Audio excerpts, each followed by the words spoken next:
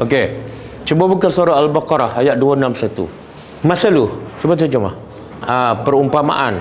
Allazina yunfiquna. Orang-orang yang menginfakkan amwalahum, hartanya, fi sabilillah. Bukan sembarangan lah. Dia infak pada jalan Allah. Apa maksud infak pada jalan Allah? Dia umum. Apa saja usaha untuk menegakkan agama Allah, maka dia fi sabilillah. Kadang-kadang kita sponsor kelas kan, kita sewa untuk buat kelas agama, dan akhirnya orang faham agama dan orang tegakkan agama, itu fi sabilillah. Kadang-kadang dia bagi makan pada pelajar-pelajar yang belajar agama, supaya pelajar tu tak fikir dah pasal makan, pasal cari duit kan. Itu fi sabilillah. Pelajar untuk faham agama dan sebarkan agama. Jadi fi sabilillah ni luas. Okey? Jadi satu, infak harta. Kenapa Allah sebut infak harta? Adakah infak yang lain tak termasuk? Infak masa, tenaga. Allah sebut benda yang paling manusia sayang. Sebab itulah infak ni juga dia panggil sedekah. Apa makna sedekah? Sedekah tu daripada perkataan sedekah. Kan kita biasa baca lepas baca Quran apa dia? Apa makna? Sadaqallahul azim.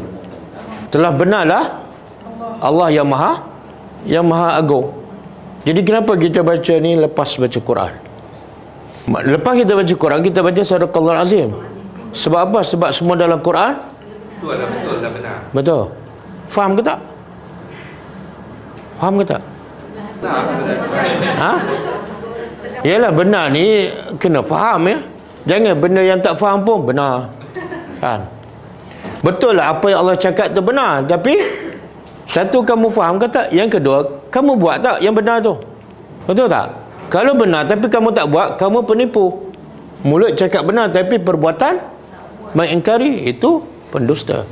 Okey, jadi sedekah tu benar. Sebab itulah infak ni dipanggil sedekah. Kenapa? Sebab perbuatan kita, sedekah, benda yang paling kita sayang adalah membenarkan pengakuan iman dalam hati. Bukti. Semua senang cakap ke saya beriman, saya percaya, betul tak? Tapi apa buktinya? Buktinya bagi benda yang kita sayang. Ramai orang fail kat situ kan.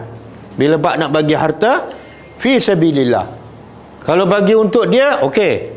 10,000 okey. 100,000 okey. 1 juta okey. Tapi bila nak bagi masjid, dia bagi berapa?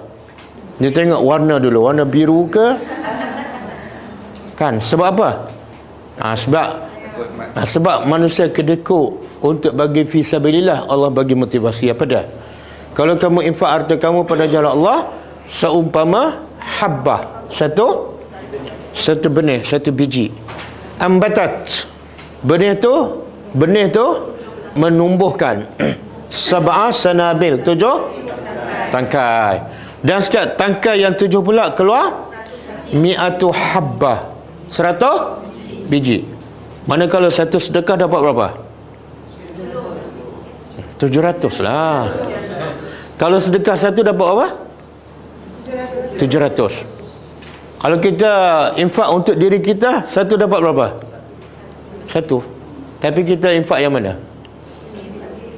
Kenapa?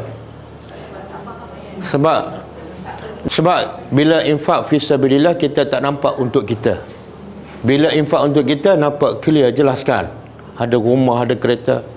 Ini tak nampak ni. Pergi ke mana tak tahu. Sebab itulah asas keimanan apa dia?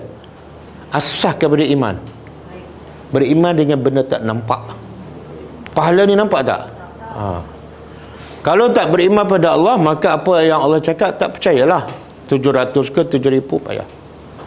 Sebab tu Abu Bakar dinamakan apa? As-Siddiq. Kenapa dinamakan As-Siddiq? Sebab dia membenarkan semua janji Allah ni. Allah kata 1 bagi 700, ambil semua. Sebab apa? Yang dia bagi semua jadi hak orang ke hak dia? Tapi nak yakin sampai tahap tu. Bila kita akan yakin macam Abu Bakar? Bila malaikat maut datang. Masa tu kita kata apa? Wahai Tuhan, kembalikan saya bagi tempoh sikit je nak sign check tu. Okey? Dan ini 700 kan? Wallahu yudha'ifu liman yasha'. Dan Allah akan ganda lagi, mana lebih 700 lah. Liman yasha', kepada siapa yang Allah nak. Berkata pada apa? keikhlasan. Mungkin dia lagi ikhlas, mungkin dapat 7,000. Boleh faham? Sangat berbeza bila Nabi baca Quran pada sahabat dengan kita dengar Al-Quran, sangat-sangat berbeza. Bila Nabi baca pada sahabat, terus masuk ke sini dan terus ada action. Contoh ada ayat turun, lan tanalul birra. Cuba terjemah. Lan tidak sekali-kali. Tanalu, tidak sekali-kali kamu akan mencapai al-birra. Apa makna al-birra? Kebaikan. Maksud kebaikan di sini ialah di sisi Allah, bukan kebaikan di sisi manusia. Mana kamu tak akan mencapai kemuncak kebaikan di sisi Allah. Semua orang nak terbaik di sisi Allah, tapi Allah kata kamu tak akan dapat mencapainya. Sampai bila? Hatta tunfiqu, sehingga kamu infak mimma tuhibbun, apa yang kamu sayang. Allah bagi syarat, kalau nak kebaikan di sisi aku, bagi apa? Yang kamu sayang. Betul? Sebab itulah kenapa Allah bagi syarat yang kamu sayang. Sebab itulah bila susah nak bagi, maka ganjaran pun besar. Al-birra di sisi Allah. Tapi sebab yang ganjaran di sisi Allah tak nampak, yang ni jadi susah nak bagi. Bila turun ayat ni, seorang sahabat namanya Abu Talha Al-Ansari, antara orang kaya di Madinah. Dia ada banyak kebun. Lepas tu ada satu kebun tu ada telaga perigi, airnya sangat enak. Nabi selalu masuk perigi tu. Lagi dia sayang kebun tu. Jadi bila dia baca ayat ni, dia tadabbur. Aku naklah albir, aku nak. Tapi Allah bagi syarat apa? Kena bagi yang dia pun cari antara banyak-banyak kebun dia yang paling dia sayang, yang paling banyak hasilnya. Ada jumpa satu kebun nama dia Bayraha. Kebun yang paling banyak hasil, paling dia sayang, dan lagi dia sayang, Nabi suka masuk kebun tu. Okey? Dah jumpa yang dia paling dia sayang, besok dia jumpa Rasulullah. Ini bukan sebulan, bukan setahun, bukan dah setelah khatam 30 juzuk, tak. Ayat ni dia dengar semalam.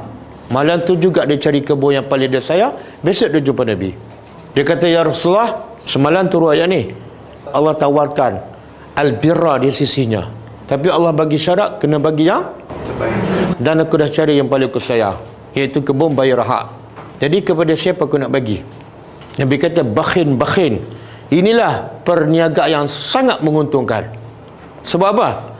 Kamu bagi yang paling kamu sayang, kamu dapat yang lebih baik daripada yang kamu sayang. Apa dia? Surga. Jadi Nabi kata, bagilah kepada kaum kerabat kamu.